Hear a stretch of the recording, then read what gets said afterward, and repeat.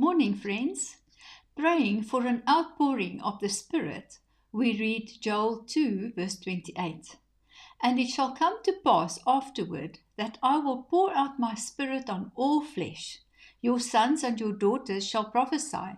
Your old men shall dream dreams. Your young men shall see visions. Please pray with me. Father, pour out your Spirit upon our nation, South Africa. Let sons and daughters prophesy, dreams and visions rise, and miracles manifest in every street, home, and workplace.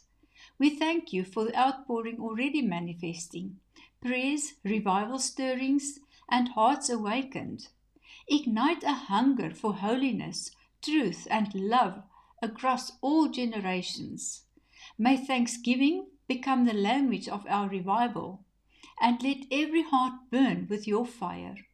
Awaken your people to receive, carry, and release your Spirit powerfully until this nation is set ablaze with your presence. Amen.